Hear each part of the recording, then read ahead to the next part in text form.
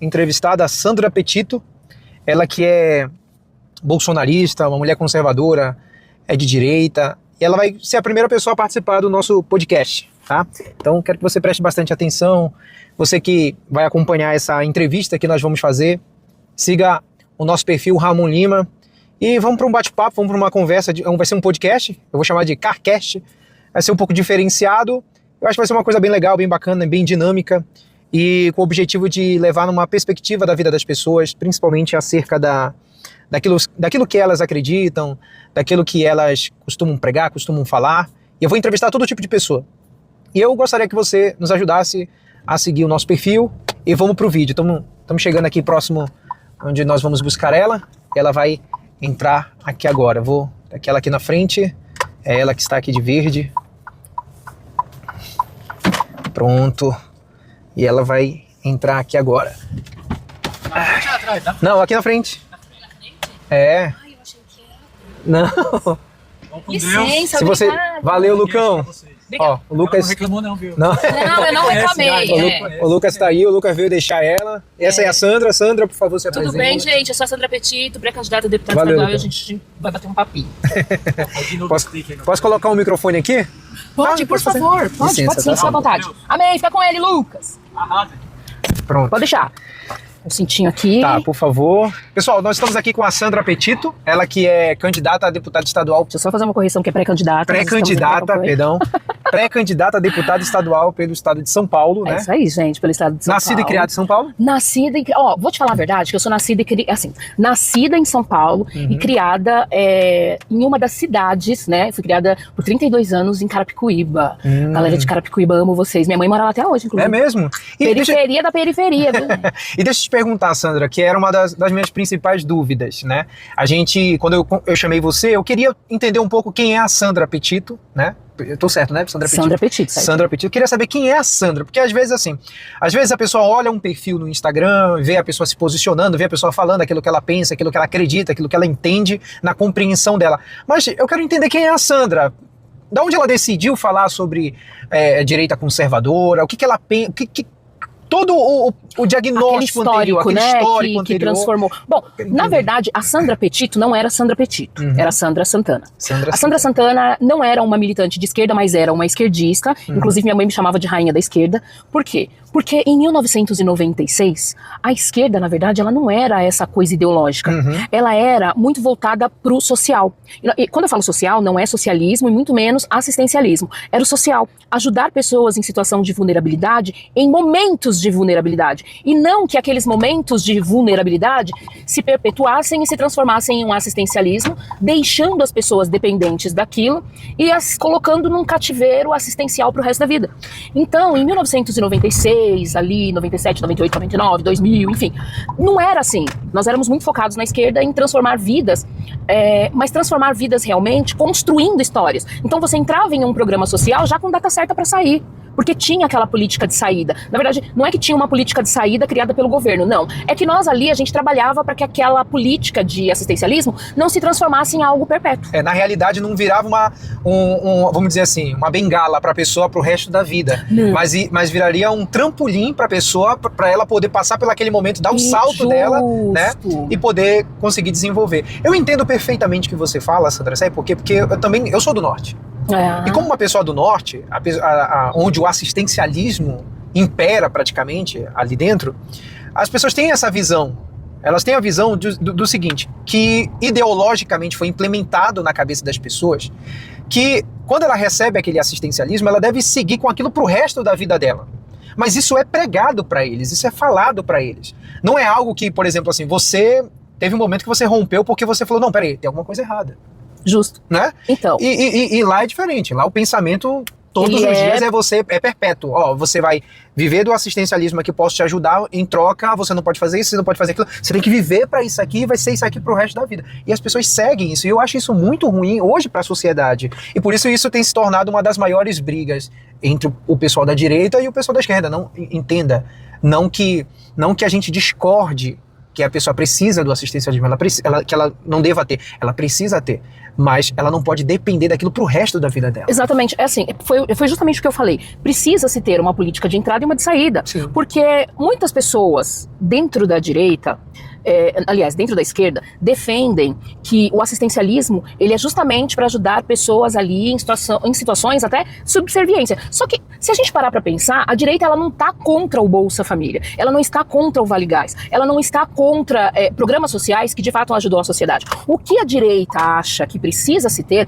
é uma política de entrada e uma política de saída. E a própria esquerda tem o hábito de dizer que pessoas pretas, que somos a maioria, que eles chamam de minoria, mas que somos a maioria, mas que pessoas pretas não têm oportunidade. Então, assim, quando você tem a oportunidade, é um momento que você precisa galgar. Então, é justamente sobre isso. Se você fica o resto da vida estagnado em um programa social, o que é que você constrói? E quando aquele programa social termina, para onde é que você vai? Você não tem um currículo apresentável, você não tem um estudo de repente. E como é que você quer se posicionar no mercado de trabalho? Você realmente vai ser dependente daquilo pro resto da vida.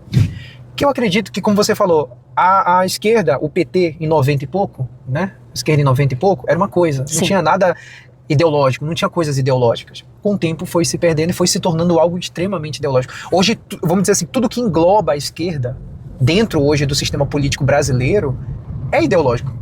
A maioria das decisões a ser tomadas, elas são ideológicas. Porque quando a gente conversa, por exemplo, com uma pessoa, eu até comentei com você, eu vi um vídeo, inclusive do Pedro Ponço, no YouTube, que ele entrevista uma mulher e ele falou assim, então se você for agredida, ainda assim, por essa pessoa, você ainda assim votaria. E ela Cara, disse eu que vi sim. esse vídeo. Cara, tipo assim, a pessoa falou assim, não, eu voto. Insano. Mas ele te batendo? Ele me batendo, ele me espancando, eu voto. Eu voto nele. E isso é só um dos casos. Eu já vi gente assim, ó, você sabe que ele roubou, mas você votaria? Votaria. Tipo assim, Não, e assim... uma doutrinação que a pessoa... E é absurda. Né? O pior de tudo é que, assim, a esquerda é a que mais defende que as minorias, os pretos, pardos, não conseguem emprego, são os que sempre não são escolhidos em uma entrevista de emprego, em uma seleção qualquer para uma empresa. Só que, assim, eles nunca pararam para pensar da seguinte forma, olha como minha cabeça trabalha. Se hoje se defende o pé de meia é para que os alunos frequentem a escola. Nós, em muitos casos, tá? Não se pode mais reprovar um aluno. Sim. Aí amanhã ou depois, você passa o aluno de qualquer jeito, e aí amanhã ou depois, quem serão os menos favorecidos em uma entrevista de emprego? A base é tudo.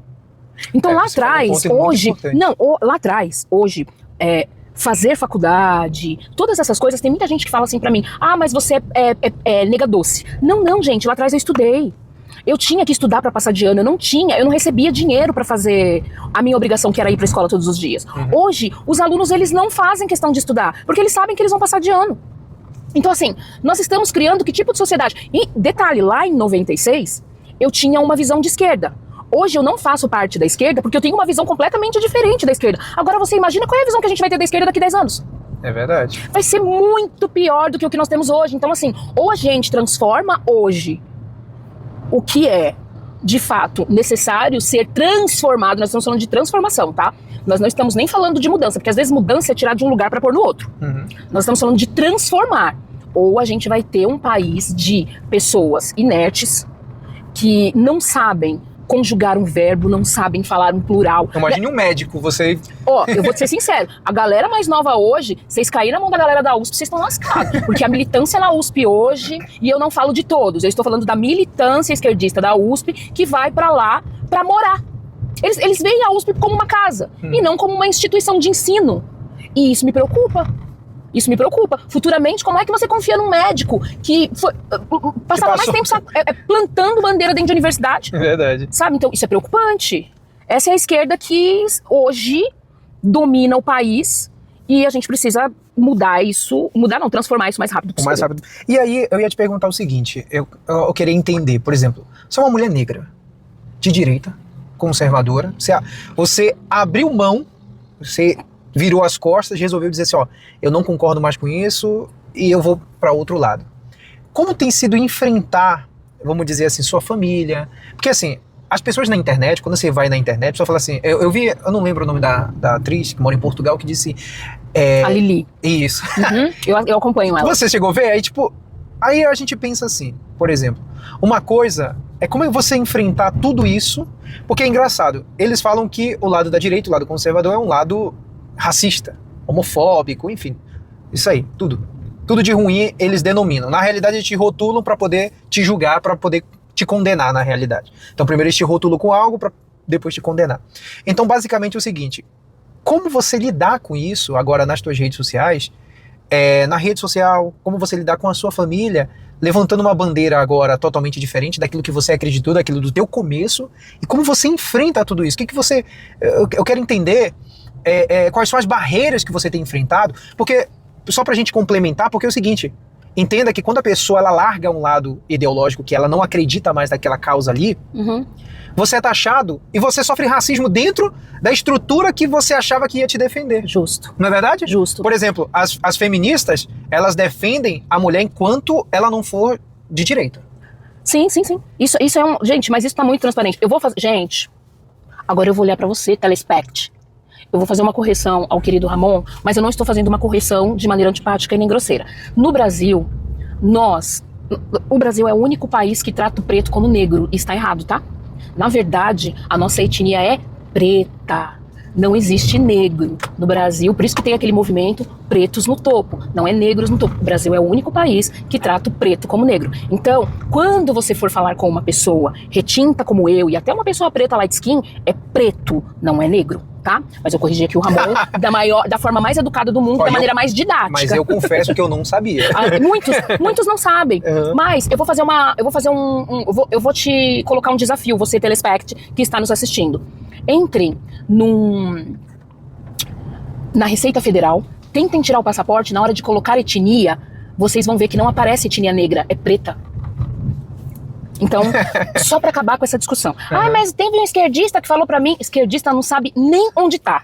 Então, só pra ficar claro aqui, quando você chamar uma pessoa preta de preta, você está correto. E se alguém te processar porque você chamou alguém de preto, você ganha a causa porque é o que nós somos. Mas lembrem-se, existe tratar uma pessoa preta e ser pejorativo. Então, tomem muito cuidado. E, na verdade, não chame ninguém de preto. Chame pelo nome.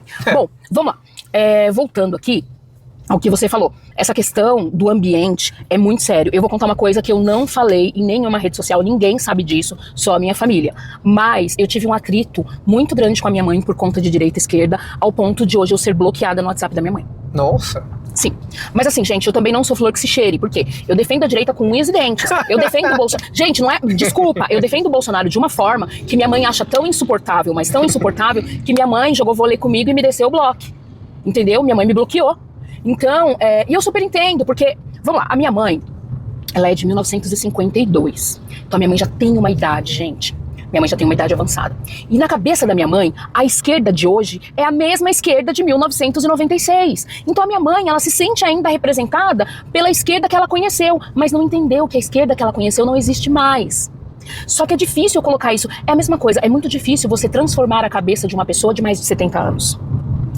E é super compreensível, tá? Então assim, eu já não vejo a minha mãe desde fevereiro, se eu não me engano. Não falo com a minha mãe desde fevereiro. Quer ver? O atrito com a minha mãe começou no dia da prisão do Maduro. Da captura do Maduro. Minha mãe, ela não gostou.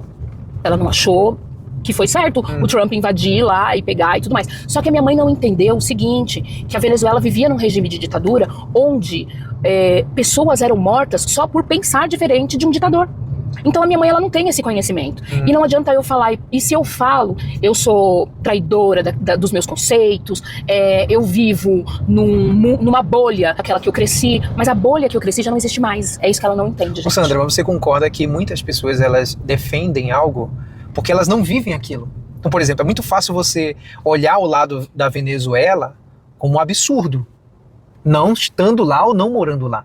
Eu vi um vídeo na internet agora recentemente, de uma influencer, eu acredito que é uma influencer ou uma jornalista, não sei, mas eu vi, e eu acho que um jornal oficial aí acabou repostando novamente. As prateleiras do supermercado. Eu vi, Ramon.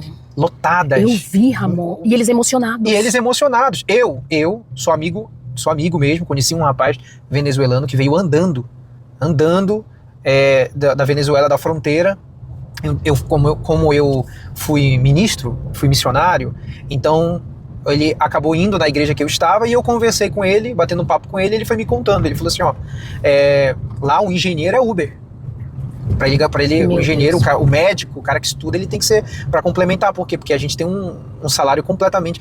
Então você para pensar, é muito fácil você defender morando no Brasil. Você quer ver? Na época que teve a Que captura vai chegar do um momento que Maduro... não vai defender muito, não. Exatamente. Na época que teve a captura do Maduro, muita gente no Brasil falou: deixa de ser iludida, o Trump tá fazendo isso porque ele quer o petróleo da Venezuela. Mas pera um pouquinho, se a Venezuela tinha tanto petróleo, que a gente sabe que tinha, mas eu tô falando do passado, porque nós estamos falando do passado na Venezuela. Hoje a Venezuela vive um outro presente, mas se tinha tanto petróleo, por que a Venezuela era tão pobre? Por que as ruas não tinham asfalto? Por que a Venezuela não usava o petróleo pro próprio venezuelano?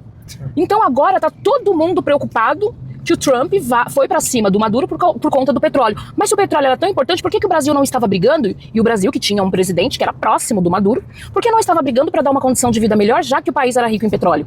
Que inclusive, só dando um adendo aqui em relação a essa questão que a Sandra falou, acredito que qualquer imagem que for associada ao presidente do Brasil com o presidente Nicolás Maduro vai ser barrado pelo Supremo. Ah, eu entendi. Porque ele não vai permitir associar a imagem, porque para os brasileiros que não entendem ou não sabem, Lula nunca foi amigo, acaba falando logo, Lula nunca foi amigo do Maduro, né? Entre aspas. Sim. Eles não permitem mais que essa amizade apareça. Por quê? Porque é mais fácil enganar você. Verdade. Você vai ser enganado novamente, porque agora não vai poder associar a imagem de um amigo que já aconteceu, já são amigos há muito tempo. Então, é isso que eu fico indignado, Sandra. Porque, assim, se prega algo de hipocrisia que não se vive. Sim. Os caras, por exemplo, mas os Estados Unidos invadiu por causa do petróleo, mas o petróleo não tá nem na mão dos venezuelanos. Foi isso que assim, olha, eu fico indignada com alguns discursos, que eles são hipócritas e eles tentam sustentar uma narrativa. Eu detesto essa palavra, narrativa, mas é uma palavra que ela fala tanto pelo momento. Eles tentam sustentar uma narrativa que não se sustenta. Vou dar um exemplo para vocês. Quando houve a captura do Maduro, o que eu vi de artistas pistolas da cara por conta da postura do Trump não foi a quantidade de artistas que eu vi pistola da cara quando o Maduro não apresentava uma condição de vida pelo menos razoável a nível de esquerda no Brasil para os venezuelanos. Então, isso é tão chocante para mim, porque como é que você defende um país que você não vive, mas que você acompanha, porque os artistas eles acompanham, eles têm Sim. acesso a tudo isso, né? Então, assim, o que eu posso dizer para as pessoas é o seguinte: leiam mais, busquem mais mídias confiáveis, porque eu vou contar uma coisa para vocês, gente. Isso daí eu tô levando para minha vida desde, o primeiro cara que contou a pior fake news da história do Brasil é o atual presidente. Porque em 2003 ele disse que ele levaria água para o Nordeste e até hoje nós temos municípios sem água. Então, assim, ele foi o primeiro cara que contou uma fake news. E uns dias atrás ele estava reclamando porque países prometeram milhões para o Brasil e não entregaram em 2009. Se de 2009 até hoje não deram, não vão dar mais. Ele disse isso. Então, quer dizer, se de 2003 até hoje ele não conseguiu água para todos os municípios de Nordeste, ele não consegue mais. Engraçado que investiu lá em Cuba, porque no governo... Obras milionárias. Obras milionárias, Porto em Cuba. Venezuela foi investido, também. Se eu não estiver enganado, na África. Angola. Água pro Nordeste, o Rio São Francisco não tinha como terminar. Porque eu acho que todo o dinheiro estava empenhado lá pra fora, né? E, tipo assim, pra acreditar nisso, tem que ser muito trouxa. E você já viu os números? Não. Nós gastamos de 12 a 14 bi até agora pra transposição do Rio São Francisco. E ainda existem municípios que sobrevivem de caminhão-pipa.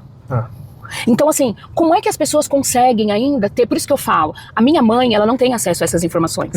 E aí, tem pessoas que têm esse espírito de gratidão, essa coisa de sentimental pelo Lula, mas não conseguem enxergar que ele foi um dos caras que mais prometeu e não entregou. Tanto é que toda vez o discurso dele é o mesmo. Quando eu só estarei feliz ou realizado quando o Brasil estiver fazendo tantas refeições por dia, toda vez o discurso dele é o mesmo. E já fez agora, desse ano já foi feito. Sim. Já foi feito. Entendeu? Então, assim, o pessoal precisa de mais 4 anos e, tipo assim, o povo aplaude, tipo, acredita. Você fica assim, meu, onde é que eu tô? Que realidade, que mundo que eu tô vivendo, cara? Eu vou sair só um pouquinho do escopo pra te falar agora o que eu... Antes de sair, eu tava dando uma lidinha nas notícias sobre política e acabei de descobrir que a CGU encontrou, né... Como que é que fala? Aquela palavra quando você vê sinais? Parece que a CGU encontrou ali problemas com uma licitação de mais de 200 milhões de reais na área da saúde. Só que Aí eu pergunto pra vocês o seguinte. No começo do governo Lula, de 2023 ao começo de 2025, Nízia Trindade, que era ministra da Saúde, já estava apresentando problema. E toda vez o governo Lula tem isso. É assim, ele sentou a cadeira da presidência e estoura um escândalo de corrupção. Toda vez é isso. E qual que era o maior problema? E agora entrando na questão de Bolsonaro, porque a minha mãe, ela me bloqueou justamente por conta disso, porque minha mãe não tolera Bolsonaro de jeito nenhum. Enfim. O problema de Bolsonaro é porque ele matou 700 mil pessoas, segundo a esquerda, né? Bolsonaro ali, 700 mil pessoas, não sei o que, isso daqui tem. Só que é o seguinte, Nízia Trindade, ela foi chutada da saúde justamente pelo problema que eles apontaram em Bolsonaro, que era a suposta falta de vacina. Nízia Trindade foi chutada por causa disso. E agora mesmo, a gente não teve as vacinas compradas para essa doença que teve agora, as hostes, uma coisa assim.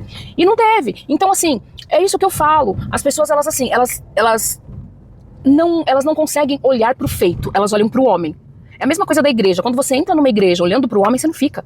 Sim. E quando você olha, as pessoas, elas querem gostar do presidente. Você não precisa gostar do presidente. Sim. Você precisa só entender o que ele fez. Sim. Entendeu? Bolsonaro, eu vou apresentar dados aqui agora, tá? Vou apresentar dados. O ano era 2020. Bolsonaro, ele simplesmente, no mesmo dia, prestem atenção, no mesmo dia que a Anvisa aprovou as vacinas, Bolsonaro disponibilizou as vacinas. No mesmo dia. Então, assim, inclusive a enfermeira Mônica Salazans foi a primeira a tomar a vacina, foi de uma forma simbólica, ela era enfermeira do SUS, enfim. Tudo isso aconteceu e as pessoas não conseguem entender que Bolsonaro não atrasou na compra da vacina. Ele só comprou a vacina no tempo hábil. No momento hábil. No momento em que a Anvisa disse, olha, nós já sabemos quais são os efeitos colaterais, podem comprar. É sobre isso. E assim, você pode explicar isso 1000 vezes.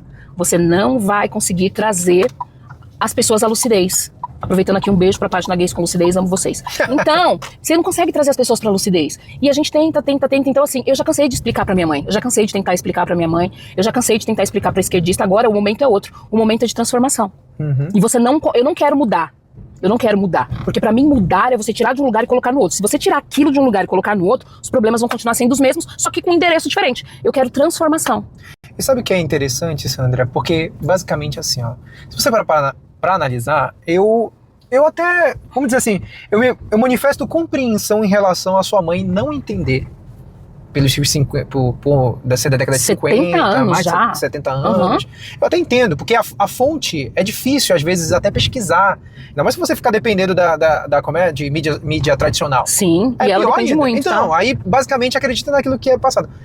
Agora, jovem, você no auge dos seus 20, dos seus 30, seus 40, seus 50 anos, vamos dizer assim, que já está bastante avançado com a internet, sim, você ainda ficar falando as mesmas coisas, que é visível, que é notório, que basta você, como foi em 2022, dar um Google, né? O nosso presidente Bolsonaro falou dá um Google aí, não foi 2022 ou 2018? Foi 2018. 2022, né? Que ele falou, vamos dar um Google aí. Ou seja, ele estava falando, pesquisa aí. É o mínimo que um ser humano que quer a melhoria para o seu país deve fazer, é pesquisar. Mas não, você vai perguntar para a pessoa, você vai conversar com a pessoa, Sandra, é um zumbi, o camarada é um zumbi. Mas eu agora vou falar uma coisa, cara, depois que eu falar isso, acho que eu vou ser cancelada. Gente, se eu for cancelada, a direita promete me amar? Não, mentira, eu tô brincando. Vou falar uma coisa agora que eu vou ser cancelada. A esquerda tem o hábito de dizer que os pretos, eles não têm oportunidade, que nós somos minoria porque nós não conseguimos estudo. Nós estamos dentro de comunidades onde a gente não consegue estudar, nós não temos condições de chegar... Peraí um pouquinho, vamos lá. Hoje em dia, todo mundo tem um celular na mão. Sim. Estudo até pelo celular chega. Existem inúmeros cursos, Bradesco, tem um monte de... Quantos pretos que têm o celular na mão e estão usando essa ferramenta para se profissionalizar em alguma coisa? Verdade. Entendeu? Então, assim, e não tô falando de curso pago. A mesma internet que você tem para militar coisa errada, você tem para investir em você. Então, assim, e prestem atenção, num curso gratuito, você não precisa pagar pelo material didático. Você vai aprender tudo ali, você vai fazer um curso online, você vai pegar o seu certificado e vai colecionando os seus certificadozinhos de especialização em algo, mas não querem. Pra quê? continuar com esse discurso militante, irritante, de que, porque o preto, ele não consegue, porque ele é minoria. Detalhe, eu não estou dizendo aqui que as coisas são fáceis para os pretos. Não são. Eu tenho consciência disso. Eu sei que não são. Eu tenho vivência disso. Eu tenho ciência de que, para mim, eu preciso fazer 3 vezes melhor. Isso é um fato. Não adianta ninguém falar, mas eu acho que já é frescura, que é mimimi. Não é. Tá? Para mim, tem que ser 3 vezes melhor. Se eu vou fazer uma coisa, o preto, ele precisa apresentar aquilo 10 vezes melhor. Então eu vou.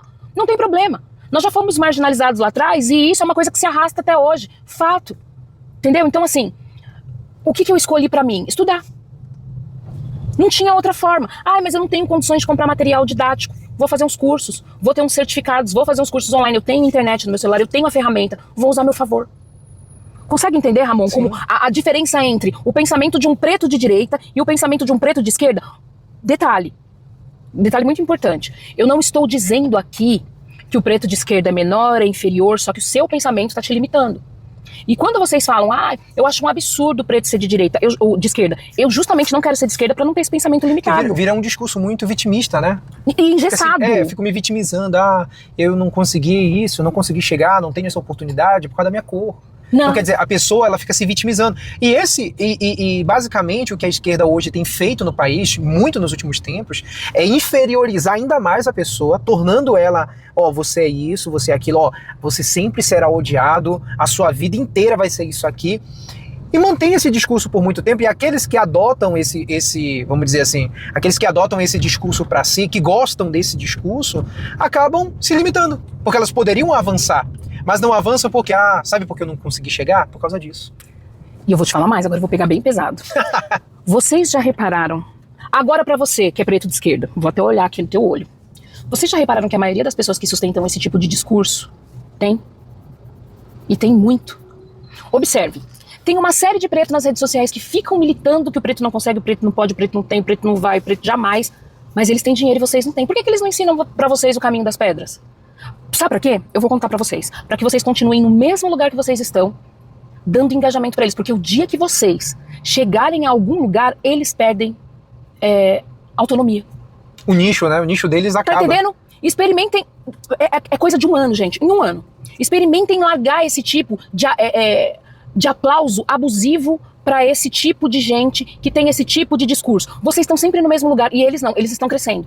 Muitos deles com bolsas caras, viagens caras, nego pra Paris, e você no mesmo lugar sacudindo bandeira pra esse tipo de discurso. Só que eles estão ganhando dinheiro com visualizações, falando coisas que de fato vocês não são. Porque vocês são capazes, vocês têm condições. Mas se eles enfrentarem qualquer tipo de preto que bata de frente com o discurso deles, sabe o que vai acontecer? Vai acontecer que eles vão começar a perder moral e vocês vão enxergar que vocês são capazes. Então assim, pra esse tipo de discurso parar de acontecer, eu acho que precisa você também se coçar. Porque aí vocês vão ver que tudo que eles têm, vocês também conseguem. É simples. É uma questão de consciência da própria pessoa se autoavaliar, fazer uma autoavaliação. É igual, por exemplo, uma coisa que eu nunca concordei. Pra mim, eu não precisava do Bolsonaro pra pensar assim, em relação à questão do, por exemplo, artista. A voz do artista. Pra mim, tá? Pra mim, o artista que defende um governo, ele não deve ser ouvido. Vou te explicar o porquê. Independente de quem seja de direita ou de esquerda. Porque se ele recebe verba do governo, pra mim ele não é mais artista, ele é um funcionário público. Justo, concordo. Se você é mantido pelo um dinheiro público, então acabou a tua maneira ideológica de pensar. É óbvio que se você ganhar dinheiro do governo, eu sou de direita, vamos falar, eu sou de direita, mas eu recebo verba do governo, eu sou um artista, então você não é artista. Você, um funcionário público, você é um funcionário público. Comissionado. Boa. E você não teve sucesso como artista. Então você teve que migrar para outra ala, porque a ala, vou começar a ser ideológico, porque a minha maneira de cantar, a minha maneira de falar, a minha arte não virou, eu não consegui dinheiro, não consegui virar, eu fiquei nada, virei um merda, vamos dizer assim. Desculpa a palavra, tá? É porque às vezes você começa a se indignar e quer falar. Eu sei como é. Mas se você, por exemplo, recebe verba do governo para ficar defendendo o governo, você não é mais artista, você é um funcionário público, você tem que prestar conta como funcionário público, você tem que ouvir como funcionário público, e pra mim é isso. Exatamente. Não é verdade? Não tinha parado pra pensar dessa forma. Se você parar pra pensar em relação a essas questões, aí você fica indignado, porque você fala assim, o artista é muito fácil, ele ganhando dinheiro, porque ele capta milhões, Ele capta milhões, ele faz aí para morar na Europa. Aí aqui ele defende um governo bosta, que é o governo que tá. Por quê? Porque ele tá sendo mantido. É óbvio que ele vai defender o governo. Ô, Lana Piovani, nesse momento nós estamos falando de você. Defender o governo e meter o pé. Você é essa pessoa aí. É basicamente o que tá acontecendo. Justo. É o que tá acontecendo. Os caras defendem algo, mas sendo mantido por algo. É óbvio. Desculpa falar, mas eu vou ser mais a fundo. É óbvio que um cara que é faccionado vai defender a sua facção quando a facção tá dando apoio e ajudando ele. Ele vai defender a facção. É exatamente a mesma coisa. Se você é mantido por algo, você vai defender aquilo. É exatamente o que acontece hoje. Agora a pergunta que fica e aí eu aplaudo a direita nesse caso, com certeza, e mais uma vez eu vou rechaçar a esquerda. Vocês que são artistas que recebem dinheiro da Lei Rouanet, vocês já pararam para se preocupar como é que está a prestação de contas do Ministério da Cultura? Não, porque eu fui atrás. Tem muita coisa sem explicação, tem muita coisa sem esclarecer, tem muita prestação de contas sem análise. Tá? Então, assim, como é que vocês conseguem continuar recebendo dinheiro de um ministério que não está prestando conta? Que tem mais de 22 milhões de reais sem que ninguém saiba ali como é que tá, né? Gostaria de dizer para Margarete Menezes que se ela quiser prestar conta, a gente também tá agradecendo, que é um negócio da transparência. Uhum. Se você quiser ter com a gente tá... Porque, contas públicas tem que ser pública, né? Então a gente tá conseguindo acessar os negócios. Vamos deixar limpo. Eu achei graça recentemente, Sandra, que eu vi um vídeo, vazou o discurso que o Wagner Moura ia fazer no prêmio Nobel, no prêmio, como é que fala? Lá que ele ia participar daquele... do Oscar. Acompanho, do Oscar. Vazou o discurso dele, aí no discurso dele estava escrito Bolsonaro, Bolsonaro, Bolsonaro, que é todo o discurso que o homem faz fora do Brasil. É porque ele não faz sucesso. Ele, Lula, tem uma galera que não faz sucesso sem falar do Bolsonaro. Não, os caras não são, o Bolsonaro tá preso. Os caras continuam falando dele, ele na casa dele brincando com os cachorros, a Globo, acho que foi a Globo, invadiu com drone. Com drone. Não, mas eu vou mais longe. Por que não falar de Bolsonaro para ter sucesso se o próprio governo continua falando que as besteiras que estão sendo feitas nesse governo são responsabilidade dele? Eu acho que daqui a um tempo eles vão começar a se preocupar, que eles vão pensar assim, rapaz, tá acabando a nossa maneira de falar, porque o Haddad passou 4 anos. Eu vou fazer um compilado de vídeo do Haddad. O Haddad passou 4 anos falando do Bolsonaro. 4 anos. O pessoal perguntava pra ele, ministro, isso, tá, questão das taxas e tal. Ele, olha, o Bolsonaro, isso não sei o quê. Foi todo o tempo. Porque não sei, porque é desprecatório. Vou falar um negócio pra você que é de São Paulo. Já vou fazer aqui um merchan pra galera de São Paulo. Pelo amor de Deus, Bolsonaro, olha, o Bolsonaro não, o Haddad, ele tá querendo vir a governador de São Paulo. Pelo amor de Deus, não faz isso não. Que esse homem vai menstruar São Paulo inteiro, que ele já fez isso no passado, que ele pintou um monte de ciclofaixa até onde não podia. Uhum. Eu não sei que consórcio que tinha com a empresa de tinta, mas ele pintou São Paulo inteiro com ciclofaixa. Eu não sou contra ciclofaixas, que fique muito claro, mas precisa-se ter uma arquitetura urbana para isso. Você não pode simplesmente chegar e jogar uma lata de tinta no chão e dizer, agora aqui só passa bicicleta. Isso não existe. E esse homem fez isso enquanto esteve à frente de São Paulo. Portanto, você que mora em São Paulo, pense em nós que estamos aqui lembrando disso. Tá? Não, deixa o Haddad, ele tá fazendo besteira lá, tá dando material pra gente. Haddad é o melhor ministro. Escuta que eu vou falar pra vocês aqui. Eu já sei o que você vai falar, mas fala que é bom, fala que é bom. O Haddad é o maior e melhor ministro que o Paraguai já teve. Justo. E é o melhor marqueteiro que a direita já teve. Que ele, pra fazer campanha a favor da oposição, ele é fantástico, ele só fala besteira. E outra coisa, ele taxa tanto as empresas, explicando o que o Ramon quis dizer, ele taxa tanto as empresas que as empresas estão indo embora daqui, indo pro Paraguai. E é verdade. Esses dias atrás, assisti um vídeo, até comentei isso com o Ramon dias atrás, assisti um vídeo de um paraguaio torcendo pelo Lula. Porque se o Lula continuar, as empresas continuam saindo daqui indo pro Paraguai. Gente, isso é visão de país? Não, outra coisa, ter uma primeira-dama que diz, eu sou a favor da taxa das brusinhas, porque a taxa, ela não é pro consumidor final, ela é pra Shein. Oh, meu amor! E você acha mesmo que qualquer aumento de taxa, novo imposto, é repassado para quem? E eu te digo mais, Sandra, em questão das taxas das blusinhas, tá, quando eles começaram a taxar produtos importados, Luiza Trajano, da Magazine Luiza, que fazia parte do Conselho Econômico, na época, que logo quando o Lula assumiu, fez parte, e eles, basicamente, o discurso que eles falaram na época foi esse, foi para beneficiar empresas que produzem dentro do Brasil, empresas brasileiras, Eles acharam melhor, por quê? Porque essas empresas, segundo o que eles falaram, elas estavam perdendo muito clientes, porque comprava muito pela Shein, pela Shopee, e estava trazendo muito de fora. Então eles pensaram o seguinte, vamos taxar, usaram esse discurso. E agora que eles taxaram, o que eles vão fazer pros trouxa? Pro trouxa, não pra mim, mas pro trouxa. Porque eu sei que eles são pilantras, eles são vagabundos, são bandidos, e que vão usar isso como narrativa. Mas o que eles vão fazer agora na eleição? Na eleição... radar à frente. Desculpa, pessoal. Agora na eleição, o que eles vão fazer? Eles vão tirar as taxas, vão tentar fazer de tudo pra fazer uma jogada. Ó, acabou a taxa. Não vai ter mais taxa de produtos importados. Aí o iludido, que eu não sei da onde, eu não sei como existe pessoas assim. A pessoa que é iludida, ela vai falar assim, poxa, tá vendo como o presidente é bom? Ele tirou a taxa, que se bobear, eles são capazes de dizer que a taxa foi o Bolsonaro que colocou na saída dele do governo e o presidente teve que apenas manter.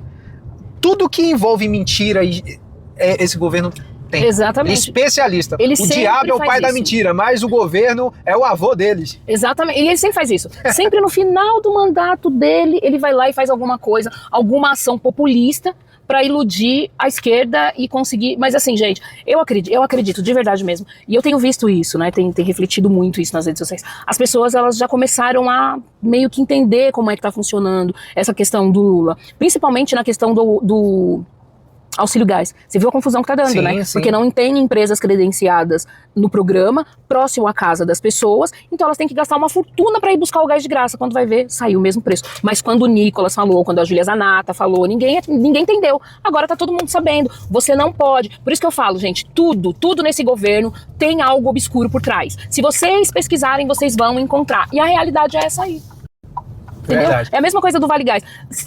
Antes de vocês sacudirem a bandeira do eu sou a favor do Vale Gás, não sei o quê, vocês estudaram pra saber de onde é que sai o dinheiro que sustenta esse programa? Ou é só assim, eu sou a favor, ponto. Tudo bem, Sandra, mas eu sou a favor do Vale Gás porque ajuda pessoas que de fato precisam. Eu também, eu sou super a favor de ajudar, mas eu tô perguntando se as pessoas que são a favor fizeram como eu e pesquisaram de onde vem a verba. É só isso que eu quero saber, porque aí a verba vem do pagamento do imposto, né? Nós pagamos os impostos, tudo direitinho, e aí se credencia empresas aí de gás e tudo mais. E aí essas empresas, é uma aqui, outra daqui 7 quilômetros, outra daqui 15 quilômetros, e aí o que acontece com o cidadão de bem?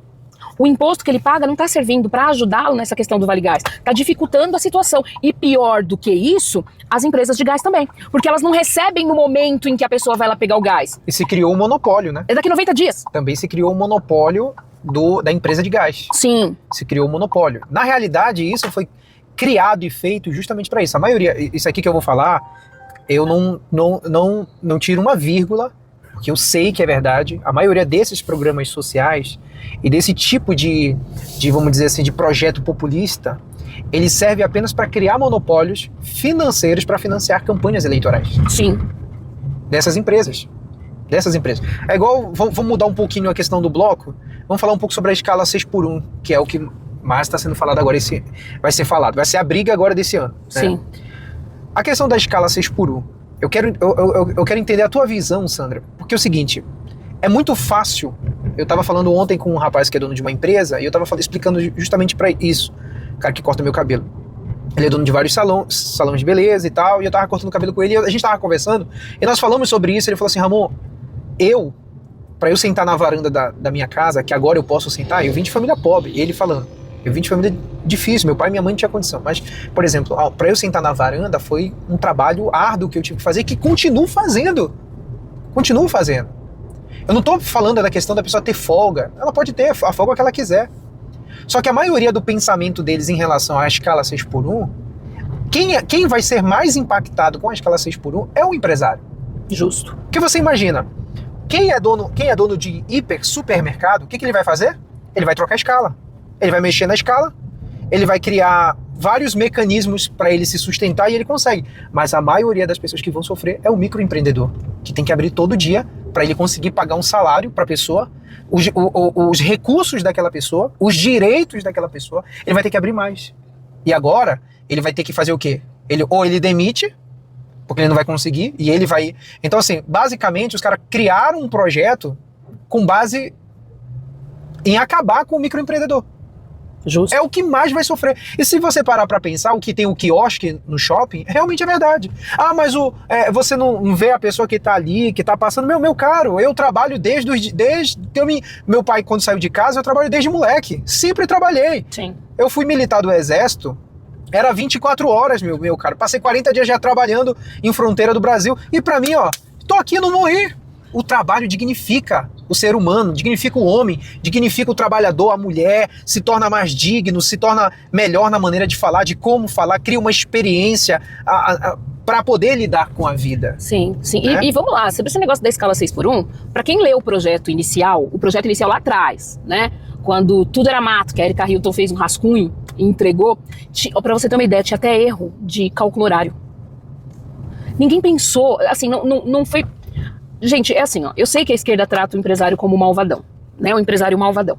Só que sabe o que vai acontecer? Eu vou explicar pra vocês, assim, na prática. Porque vamos parar de teoria, porque a esquerda adora uma teoria. Nossa, eles vivem num mundo de Alice que eu não sei como é que eles sobrevivem dia após dia, mas vamos viver na prática. O empresário, ele vai despedir todo mundo que ele tem hoje, porque ele vai precisar fazer isso, e vai contratar pagando menos. Nessa brincadeira que ele vai contratar pagando menos, essas pessoas, um exemplo, elas vão trabalhar 5x2. E ganhando menos. Sabe o que elas vão fazer nos dias de folga? Bico. Pra complementar a renda. Complementar, justamente. É assim, trocou 6 por meia dúzia. Aumentou a informalidade, né? O cara vai ter que trabalhar de maneira informal. Justo. Você tá entendendo? Que assim, o empresário, ele vai falar assim, cara, eu vou ter que continuar produzindo o mesmo, pagando mais, porque eu vou produzir menos, menos, mas terei que produzir a mesma quantidade, com menos dias de trabalho, pagando mesmo. Então o que eu vou fazer? Mando todo mundo embora, contrato pagando menos, 5x2, mas pagando menos, e aí, acabou. É simples assim. Você vai pegar o seu final de semana, sabe o que você vai fazer? Vai fazer bico. Ou então, pior, você vai pegar o seu final de semana e vai fazer hora extra pro seu chefe, vai sair a mesma coisa que você recebia antes. É isso que eu não sou, gente, lembrando, eu não sou contra o fim da escala 6x1, desde que ela seja feita de maneira pensada, nas duas partes, nos dois lados. Não adianta você ficar com a balança assim, que é quem paga o salário que vai sofrer mais. Nem a lei de incentivo fiscal é tão justa assim. Vamos combinar que a lei de incentivo fiscal no Brasil, ela não é tão... Não é. Agora você pega, se uma lei de incentivo fiscal que incentiva as empresas a fazerem... Não dá certo. Você imagina você danar o empresário sem nenhum tipo de benefício, sem nenhum desconto em imposto, sem nada. Simplesmente ir lá e tirar mais um dia aí, 2, da produção dele e ele pagando o mesmo. Não vai acontecer, gente. Não vai acontecer. Não sei que mundo de Alice é esse de vocês. Mas, se vocês acham que dá certo, vamos fazer uma experiência. Vocês vão ver só o resultado disso aí. Verdade. Agora, mudando um pouco o bloco, Sandra, vamos falar um pouco sobre família. Tradição.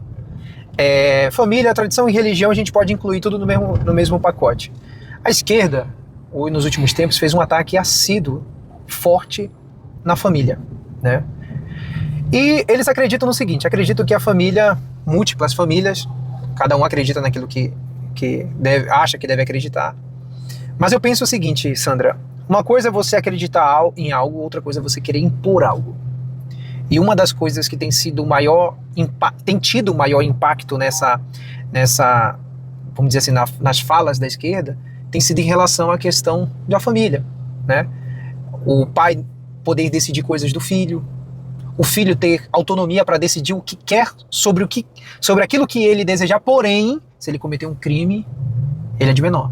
Mas ele pode decidir sobre as questões ideológicas dele, do corpo, eu quero ser menina quero ser menino, enfim, tudo isso.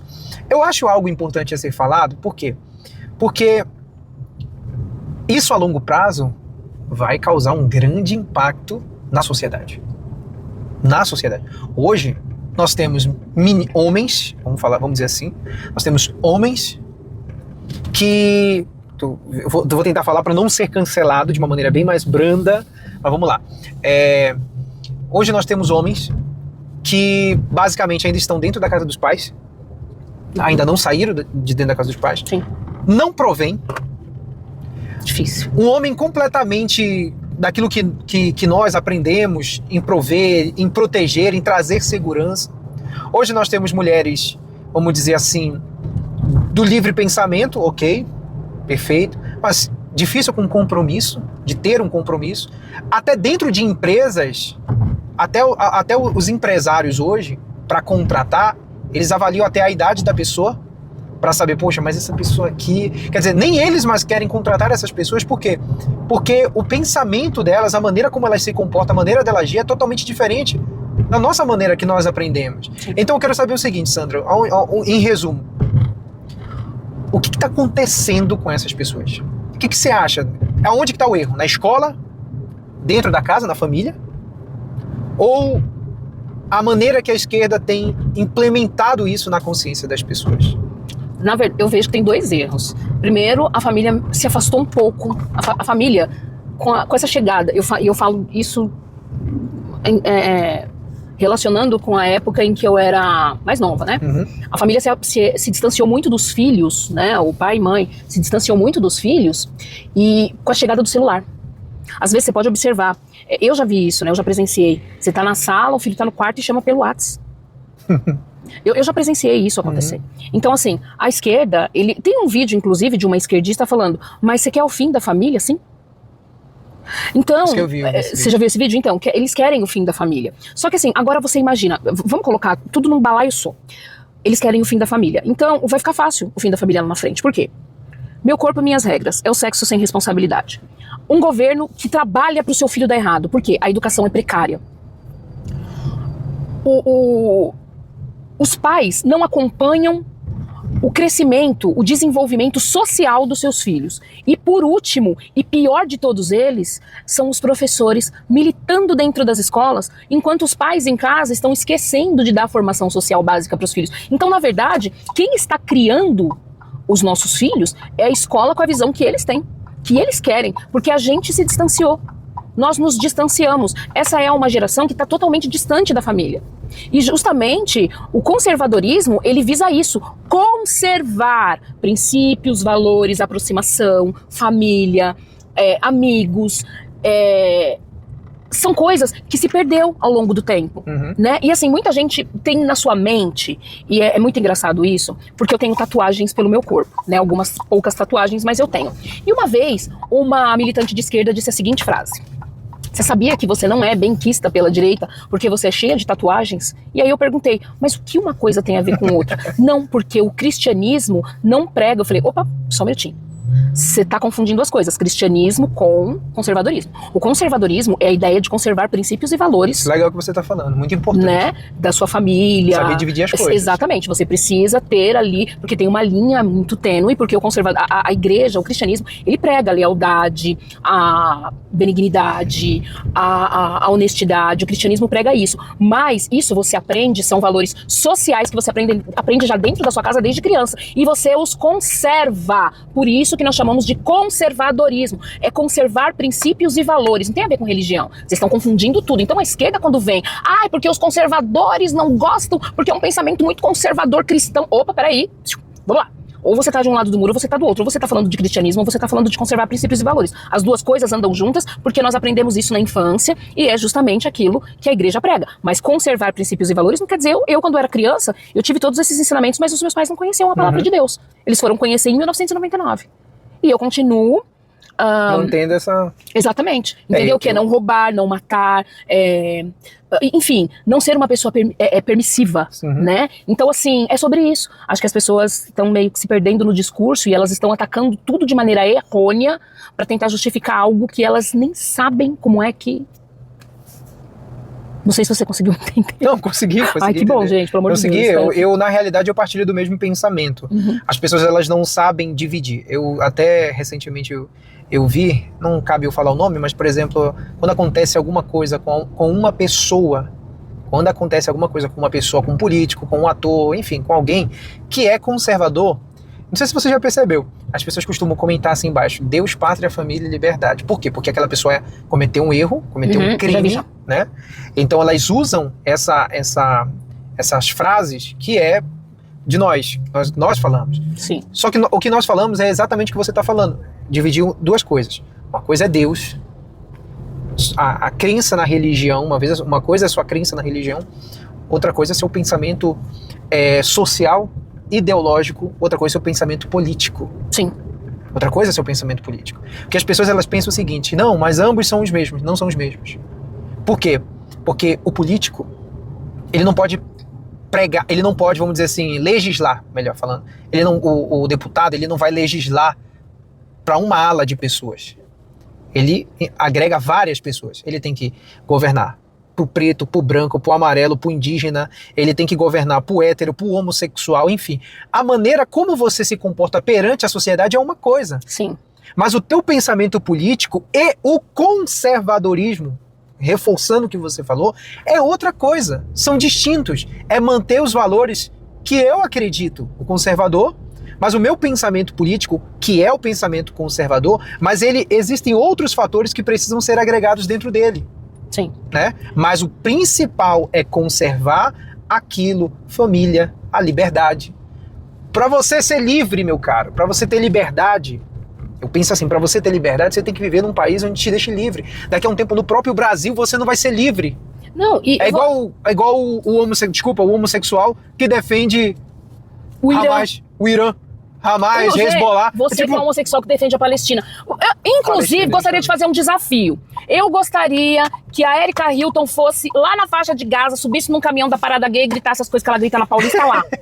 Vai lá, na Palestina. Eu quero que... Isso aí vai ser um corte, hein? Isso é um bom corte. É um desafio. Corte de desafio. Eu desafio Erika Hilton, uma mulher, segundo ela... Prestem atenção na frase, tá? Segundo ela, porque pra mim ela é um macho biológico, ponto. E ela é, tá? Macho biológico ela é. Eu desafio Erika Hilton. Nós da direita até fazemos uma vaquinha para que isso aconteça. Nós te mandamos para Palestina, alugamos um caminhão de som lá e você na faixa de Gaza faz uma parada gay lá, gritando as coisas que você grita lá na Avenida Paulista. Aí eu te dou razão. Por enquanto você só é uma pessoa histérica que gosta de gritar, resolve tudo no grito. Por enquanto pra mim você é só isso. Mais nada. Pra mim, você vai ter peito mesmo, você vai ser mulher mesmo, se você for pra faixa de Gaza e fizer uma parada gay lá, porque você defende o Irã, enfim. Mas, voltando... incoerência nossa, completa, né? para um caramba. Mas voltando ao que você falou agora há pouco, eu vou mostrar pra vocês a diferença do conservadorismo pro não conservadorismo. O conservadorismo da direita e o que vocês na esquerda atacam mais fazem. Um exemplo, eu sou conservadora cristã, eu sou cristã e conservadora. Eu não desejo a morte do Lula. Sabe por que eu não desejo a morte do Lula? Porque eu aprendi assim, nós não desejamos o mal de ninguém. Nós não queremos o mal para as pessoas. O que eu quero é que o Lula pague por tudo que ele fez. É diferente. Eu não desejo a morte para ele, eu não desejo o mal para esse homem. Eu desejo que ele pague apenas por tudo o que ele fez. O que não vai acontecer porque a idade dele não permite mais. Mas eu gostaria que ele pagasse por tudo que ele fez. Agora, a esquerda não. A esquerda deseja a morte de Bolsonaro. A esquerda consegue vir a público, e quando o Bolsonaro foi internado, que ele bateu a cabeça, tudo, a quantidade de esquerdistas que eu vi desejando que o Bolsonaro morresse. Essa é a diferença do conservador pro não conservador. Eu conservo princípios e valores, porque eu aprendi que a gente não deseja o mal dos outros. E eu não vou desejar o mal pro Lula. O mal que eu digo é o mal físico. Eu quero o mal político. Quer dizer, eu quero o bem político, que ele pague pelo que ele fez. Mas a idade dele já não permite mais que ele vá preso. Então ele não vai pagar. Ele pode continuar fazendo o que ele tá fazendo, errando da forma que ele tá errando, porque ele não pagará mais pelos crimes que ele cometeu. Mas era isso que eu queria. Então, a diferença do conservador cristão pra esquerda é justamente essa, é conservar princípios e valores. E eu conservo aquilo que eu aprendi na infância, que é não desejar o mal pro meu próximo. E eu não desejo mesmo, ponto. É sobre isso. Agora, é claro que, se eu vejo, e gente, eu faço isso mesmo, tá? Posso? Pode. Vou comentar um negócio que é um negócio de um pecado aqui. Se eu vejo bandido sendo assassinado por polícia, eu comemoro. O senhor me perdoa. Eu sei que o senhor vai me perdoar. Eu sei que eu estou cometendo, como que fala aquele... uma transgressão.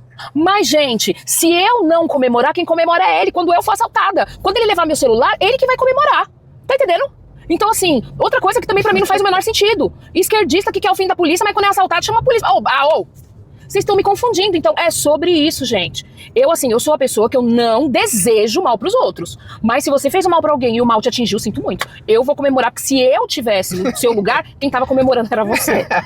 Tá? É verdade. Então, é sobre isso, gente. Eu não tenho mais muito o que falar. Agora, Sandra, a gente tá chegando no final do nosso CarCast. Ai, gente, tá tão gostoso. E ó, detalhe, isso é tão real. Posso falar, Ramon? Pode, isso aqui é tão real, espero que dê um corte. Esse podcast, ele é tão real, tão real. Vocês viram que teve uma hora que a gente tava andando e o GPS falou, radar. Gente, isso é muito gostoso, porque a gente anda pelas ruas de São Paulo e é justamente isso. Por ser pré-candidata a deputada estadual, é muito gostoso andar pela minha cidade, andar pelo meu estado, ir falando e identificando pontos. Sim. É muito gostoso. E a gente vai fazer outros debates, Sandra, E aí eu quero trazer gente, vocês estão acompanhando que atrás tem uma câmera, justamente pra gente trazer convidados e fazer debates. Gente, seria legal fazer um debate aqui, ó. Então, a gente um vai fazer esquerdista confrontos. com um direitista e os dois debatendo aqui, a gente andando. Então, Tá entendendo? nós vamos fazer confrontos. Agora, pra encerrar, Sandra, eu queria que você deixasse um recado, não só pro povo paulistano, mas para as pessoas entenderem o que elas precisam entender em 2026, principalmente no ano eleitoral. Cara, agora vai ser o meu momento de brilhar. Gente, deixa eu explicar uma coisa pra vocês, tá? Meu nome é Sandra Petitto, eu sou pré-candidata a deputada estadual. Mas eu vou falar uma coisa pra vocês que, enquanto a direita não entender isso, a gente vai continuar no mesmo lugar. Parem de votar em pessoas porque vocês gostam dela, porque elas são famosas. Eu vou dar um exemplo pra vocês. Eu escrevi um projeto de lei para pacientes oncológicos, ou seja, isso é políticas públicas, e estou com a minha equipe escrevendo um projeto de lei para a prevenção de suicídio de crianças, jovens e adolescentes. Estamos em conversa, né, com a Lucy de Santos para fazer um projeto para mulheres que passaram pelo aborto, seja ele qual for, e para idosos.